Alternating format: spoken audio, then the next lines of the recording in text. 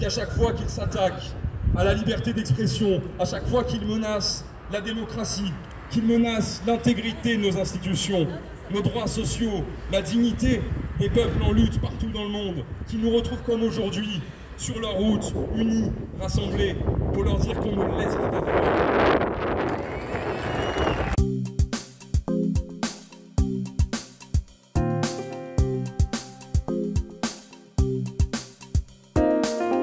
Nous étions une vingtaine à venir faire une surprise à notre député, l'applaudir, le remercier et le féliciter de manière ironique pour le fait qu'on allait devoir travailler 2 ans de plus, mais aussi pour les violences policières et pour le 49.3. Ce qui nous intéressait, c'était de faire changer justement l'opinion publique sur cette réforme des retraites, qui allait casser le droit du travail, qui allait envoyer des milliers de personnes en retraite anticipée, ou plutôt au RSA ou à la SS. Bon.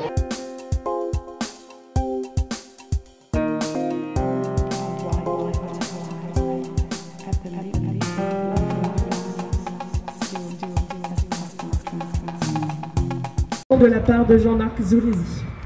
Dépôt de plainte pour violence. Tentative de perquisition de domicile par la police. Appel de la police avec de faux motifs pour faire venir Alexandre au commissariat et l'interroger pendant des heures. Demande de prise d'empreintes digitales et ADN. Tentative de dissuasion d'une témoin de déposer une main courante.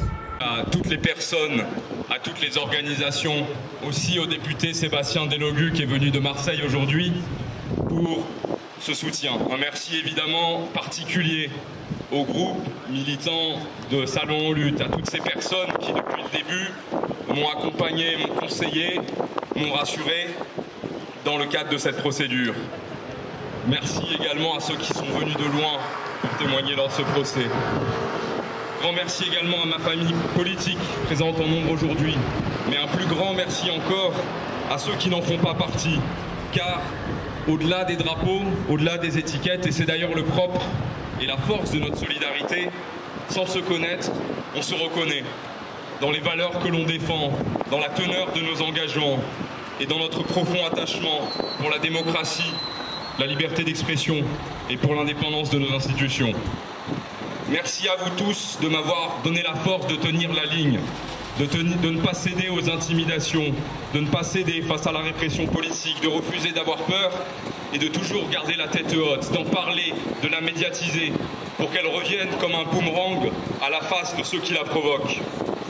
Merci beaucoup. On le fait évidemment pour soi-même, car ce n'est pas facile d'être face à des procédures ainsi en tant qu'individu, je le dis évidemment, quand la police tente de perquisitionner votre domicile, quand elle vous appelle avec de faux motifs. On se demande toujours, est-ce que j'ai fait quelque chose de mal?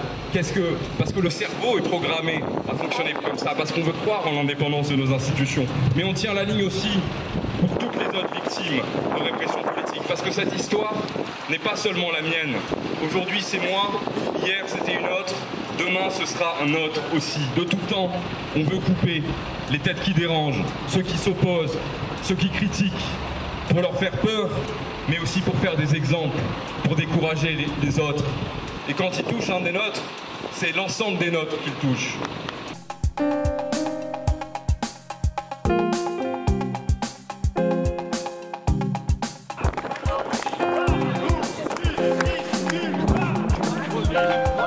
Et montrons-leur qu'ils ne nous bâillonneront pas.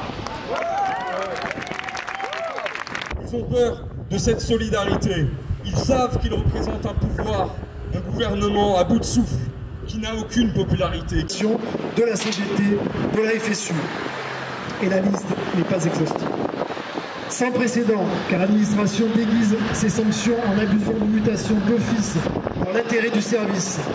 Procédure facilitée depuis la loi de transformation de la fonction publique de 2018, puisqu'il n'est même plus nécessaire de présenter cette mesure devant des commissions paritaires.